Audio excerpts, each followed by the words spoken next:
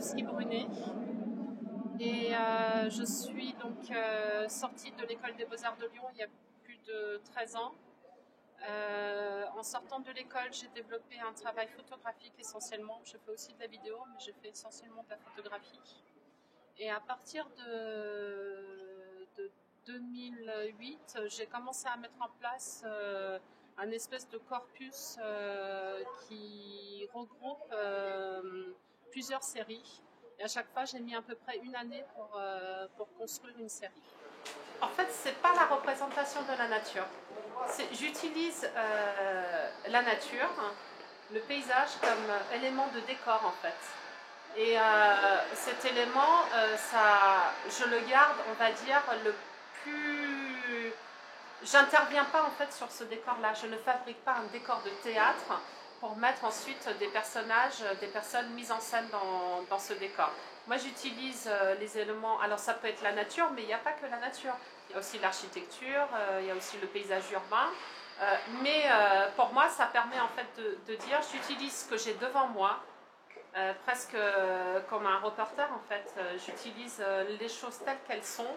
Et seulement par le cadrage, la mise en scène et deux, trois petits accessoires que j'amène au moment de la prise de vue, qui permet qu'on est à la frontière entre le réel et en fait le fictionnel. Ça me permet d'être dans cette espèce d'inframasse, de dire on n'est pas totalement dans la vraie vie, mais c'est quand même la vraie vie. C'est quand même, moi j'ai pas envie de fabriquer quelque chose de totalement surréaliste ou abstrait. J'ai envie que par la prise de vue, ces choses-là se situent vraiment entre à la frontière en fait de l'imaginaire, mais par un tout petit dérapage en fait, finalement. Ouais.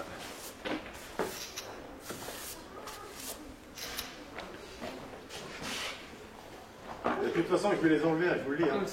Vous ne pouvez pas les enlever. Bah voyons. Vous allez au service culturel. Ouais, la réaction est juste, intéressante. Ouais, mais ce qui serait bien, c'est que ça reste un tout petit peu plus longtemps qu'une journée. Parce qu'à un moment donné, ça va forcément... La réaction est juste jusqu'à quel point jusqu'à ce qu'il faut qu'on prenne... La personne qui est dérangée par ça, c'est la personne qui enlève les affiches. Donc, c'est un affichage, il est limitant. Oui. Du coup, comme les deux images que j'ai posées avant étaient des images de nu et que 2 fois de suite elles se sont fait arracher, je me dis si je pose un paysage, peut-être que ça ne va pas susciter du tout la même réaction face à l'image, parce qu'on est vraiment sur la question de la représentation et de comment, à un moment donné, ce qui est dans l'image va interpeller, va poser question ou pas. Et je lui mets 2 paysages carrément. Voilà, peut-être qu'il trouvera ça moins violent.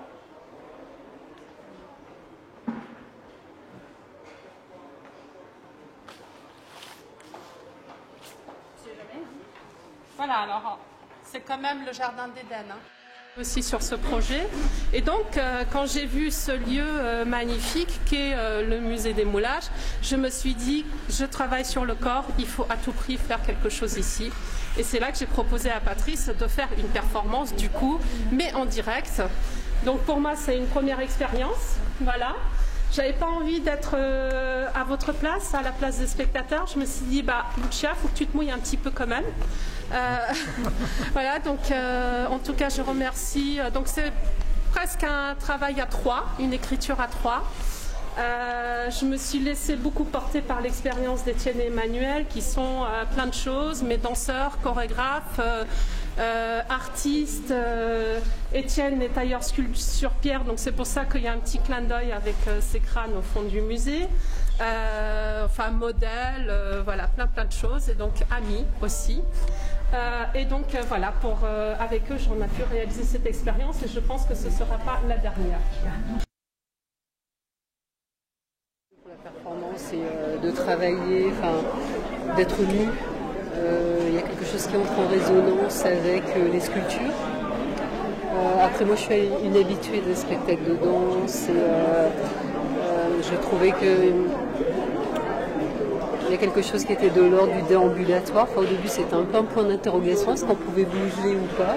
Et puis finalement, petit à petit, moi, je me suis laissée entraîner. Effectivement, on s'est retrouvés dans le contexte en pleine nature. C'est vrai qu'on était entre nous, donc au niveau de la concentration, c'est très très différent. Là, du coup, c'est vrai que le public déconcentre un peu, mais en même temps, c'est aussi notre travail de rester concentré malgré tout ça. J'ai beaucoup aimé ce soir, du coup, je change un peu de sujet aussi, parce que je trouvais que le public vraiment évoluait aussi, et c'était presque partie de la performance ici. Je peux vous dire, j'ai été profondément émue parce que j'ai trouvé que c'était une très très belle manière de revisiter la statuaire et que c'était très juste. J'ai beaucoup aimé ce rythme très lent, le positionnement du chat qui était quand même dans l'ombre mais qui était là, qui accompagnait, qui éclairait les corps de temps en temps. Enfin, j'ai trouvé que c'était très juste, que le son aussi permettait ce calme, cette sérénité que j'ai trouvé très intense et très juste. Pour moi, le nu, ça fait partie de l'art, c'est bon. On en voit quand même beaucoup. Et ils ont ces deux jumeaux, ces deux danseurs, on voit bien qu'ils ont l'habitude de travailler avec leur corps, sont vraiment complètement adaptés à la statuaire grecque. Enfin, je trouve que on ne pouvait pas trouver mieux.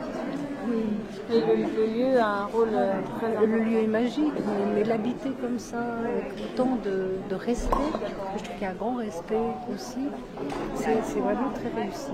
Voilà. Mais en même temps, du coup, plus ça va, plus elle nous connaît ici.